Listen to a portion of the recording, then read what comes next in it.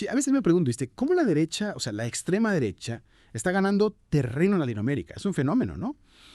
Y hoy, justamente, vamos a meternos en eso con el libro La Cuarta Ola de Ariel Goldstein, un investigador que la tiene clarísima sobre estos movimientos, ¿eh? Sí, la verdad es que es para sentarse a pensar un rato largo. Y Goldstein nos propone un viaje a través de la historia para entender cómo llegamos a este punto fascinante. Tal cual.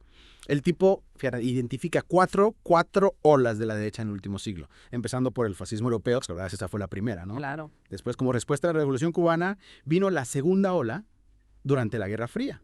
Y después, en los 90, tuvimos los populismos neoliberales. ¿Qué eran, eh? Bueno, es que cada ola, digamos, tiene su propia identidad, ¿no? Aunque siempre se pueden rastrear influencias de las anteriores. Lo importante es que ahora, según Goldstein, estamos en medio de la cuarta ola.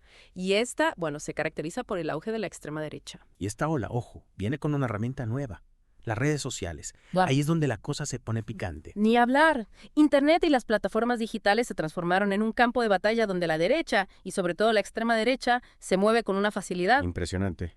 Sí, impresionante. Goldstein habla de cámaras de eco, ¿no? Donde la gente solo interactúa con los que piensan igual. Y también de la propagación de noticias falsas y teorías conspirativas, que lamentablemente mucha gente se traga sin chistar. Claro, el problema es que todo esto termina con el debate sano, con la solidaridad. Se construyen como muros virtuales que impiden el diálogo y generan miedo y odio hacia ciertos grupos, muchas veces basados en prejuicios, ¿no? ¿A vos no te pasó de ver cómo se polarizan las discusiones en las redes? Todo el tiempo, todo el tiempo. Y Goldstein también analiza a los líderes que están detrás de esta ola. Habla de Hitler, Bolsonaro, Trump. Pinta un panorama complejo. Complejo, sí. Lo que observa es que estos líderes, más allá de sus diferencias, comparten ciertas características, ¿no? El fanatismo, el oportunismo, una visión mesiánica de la política. Wow, son intenso. ¿Y qué dice sobre las motivaciones de esta gente? ¿Por qué llegan a tener tanto poder? Bueno, Goldstein plantea que muchas veces estas personas canalizan sus frustraciones, sus propios deseos de venganza a través de la política.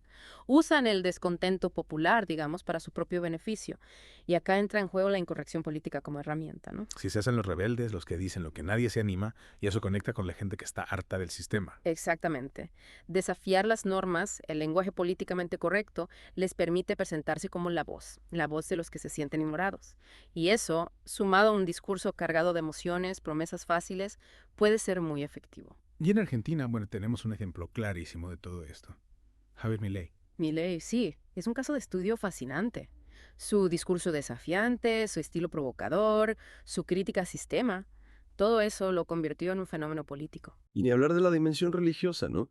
El tipo se presenta como un representante de las fuerzas del cielo, con una mezcla de judaísmo, catolicismo y evangelismo que, la verdad, es bastante particular. Sí, la religión juega un rol clave en esta nueva ola de derecha, no solo en Argentina, también en Brasil, Polonia, Hungría. Vemos líderes que se apoyan en valores religiosos, valores conservadores, para construir su base de apoyo. Y Gosti no se queda solo en los líderes individuales, ¿no? Habla de una internacional reaccionaria, una red global de libertarios, conservadores y patriotas que se conectan a través de congresos, sociedades, organizaciones. Increíble. Claro, no son movimientos aislados. Es una red que comparte estrategias, discursos e incluso financiamiento. Goldstein menciona a Agustín Laje en Argentina, Axel Kaiser en Chile, André Baladao en Brasil, figuras que, bueno, difunden una visión ideológica que se alinea con esta nueva derecha. Y no podemos dejar de mencionar el golpe contra Pedro Castillo en Perú. Goldstein lo analiza como un ejemplo de cómo estas tácticas, bueno, se llevan a la práctica, ¿no? Con consecuencias reales. Es un recordatorio de que estas ideas no son solo teoría, tienen un impacto concreto en la política y a veces con resultados alarmantes. Pero bueno, Goldstein no se limita a describir el problema. También propone soluciones para contrarrestar esta ola. ¿Y qué sugiere? Me imagino que no debe ser fácil. La verdad que no. Goldstein propone una estrategia que abarca varios frentes. Por un lado, habla de la necesidad de regular las redes sociales para combatir la desinformación y las teorías conspirativas. Algo que, como decíamos antes, es un caldo de cultivo para la manipulación y el odio. Exactamente. Y si hablamos de manipulación, no podemos dejar de lado lo que Goldstein llama la mediosfera, ¿no? Imagínate una red invisible que teje información, opiniones, emociones, y que, bueno, a veces te atrapa sin que te des cuenta. Claro, como si nos metieran en una película donde todo parece real, pero en realidad está armado para que pensemos de cierta manera. Ahí las ciencias sociales son clave para desenmascarar esas trampas, ¿no? Totalmente. Las ciencias sociales, digamos, nos ayudan a entender cómo se construyen los discursos, cómo se usan para influir en nuestras percepciones y cómo identificar las intenciones que se esconden detrás de cada mensaje. O sea, no solo tragarse lo que nos dan, sino masticarlo bien, ¿no? Analizarlo con ojo crítico. Exactamente. Cuestionar las fuentes, investigar los intereses que hay detrás de cada mensaje, no dejarnos llevar por la corriente de la manipulación. Y el análisis que Goldstein hace de esta cuarta ola nos da herramientas para hacerlo, ¿no? Para entender cómo funciona este nuevo escenario político y cómo podemos actuar. Es como un manual para sobrevivir en este mundo tan complejo, ¿no? Y hablando de complejidad, hay un concepto que me llamó mucho la atención: la hibridación religiosa conservadora. ¿De qué se trata eso? Goldstein observa que en esta nueva ola de la derecha, la religión juega un papel fundamental, ¿no? Pero no se trata de una adhesión a una religión específica, sino de una combinación de elementos de diferentes tradiciones, como si fuera un cóctel religioso. Un cóctel, sí, una mezcla rara. ¿Y cómo se ve eso en la práctica? Por ejemplo, en el caso de Milei vemos una mezcla de judaísmo ortodoxo, catolicismo y evangelismo. Y lo curioso es que este fenómeno no se limita a Argentina, se replica en otros países. Es como si estuviera armando una especie de religión política, una religión política que va más allá de las creencias tradicionales. ¿Y cuál sería el pegamento que une a todas estas creencias?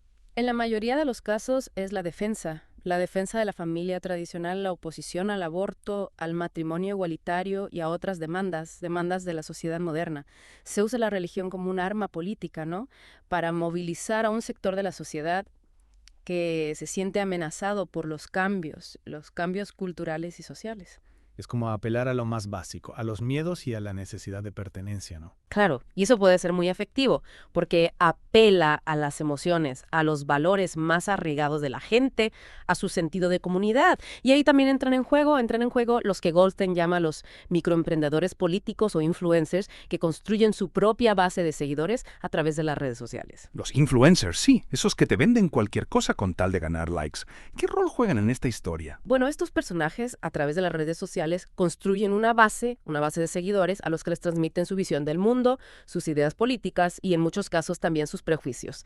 Se convierten en líderes de opinión, ¿no? Para un público que busca respuestas simples a problemas complejos. Es como el camino fácil, ¿no? Te dan la solución mágica sin tener que pensar demasiado. El problema es que al no estar sujetos a las mismas reglas que los medios tradicionales, estos influencers pueden difundir información falsa o distorsionada sin ningún tipo de control. Se convierten en amplificadores de la desinformación y la polarización. Y encima, con el algoritmo de las redes sociales, que te muestra solo lo que coincide con tus gustos, terminas encerrado en una burbuja donde todos piensan igual. Es un círculo vicioso. Exactamente. Y eso genera un caldo de cultivo perfecto para la radicalización, ¿no? Pero volviendo a la pregunta inicial, ¿cómo contrarrestar esta ola de la derecha? Ya hablamos de la regulación de las redes sociales, pero hay otros aspectos importantes. Sí, me acuerdo que Goldstein propone una estrategia multifacética, ¿no? Claro.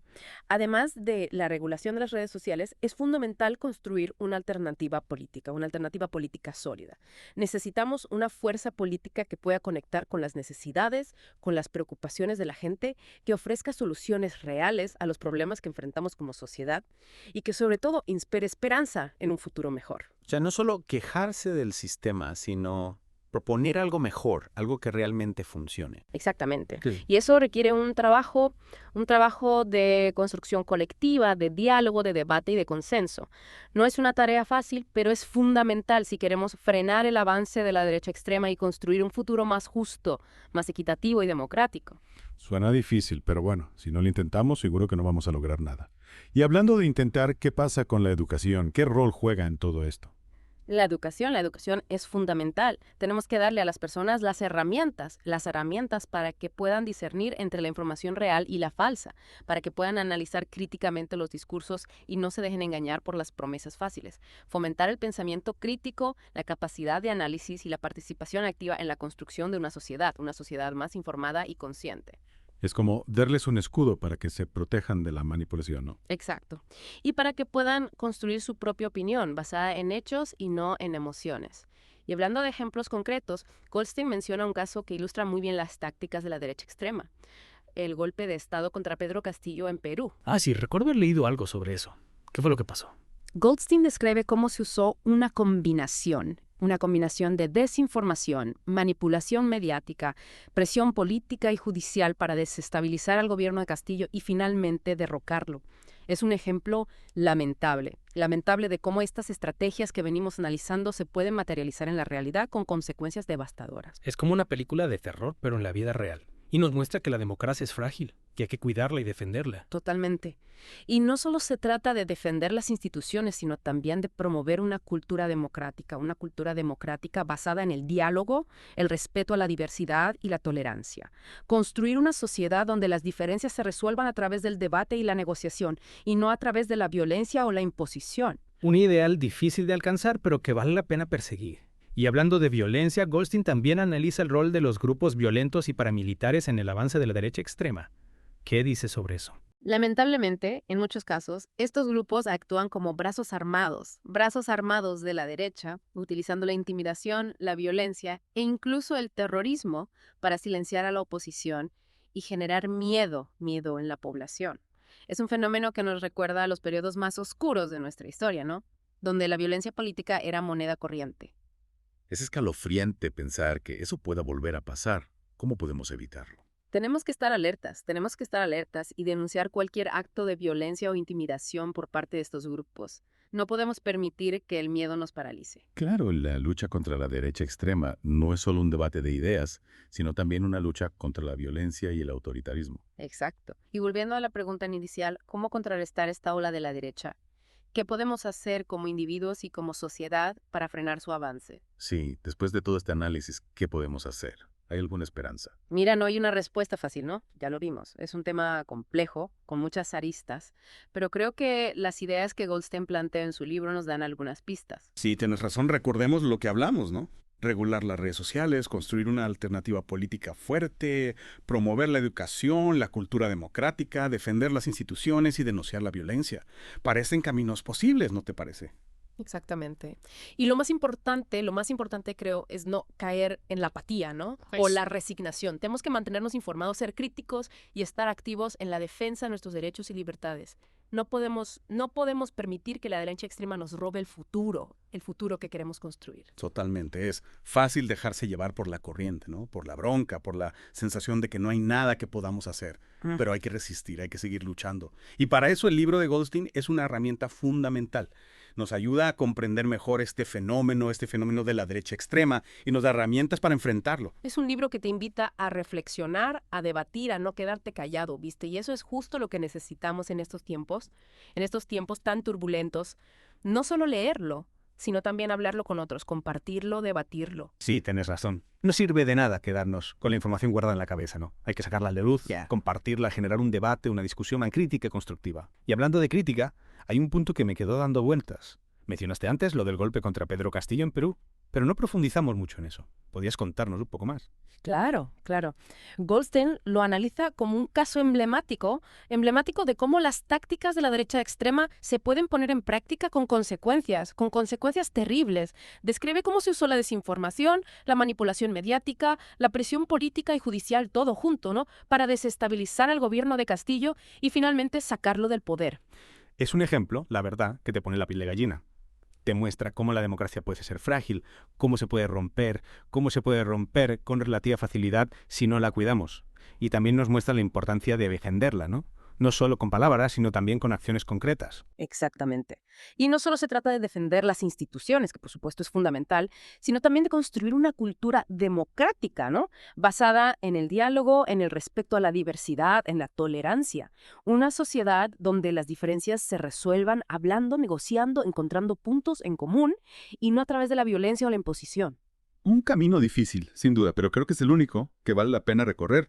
Si queremos un futuro mejor, un futuro donde haya justicia, igualdad, libertad, tenemos que apostar por la democracia, por más imperfecta que sea, y tenemos que luchar contra todo lo que la amenaza, incluyendo esta nueva ola de la derecha extrema. Coincido plenamente.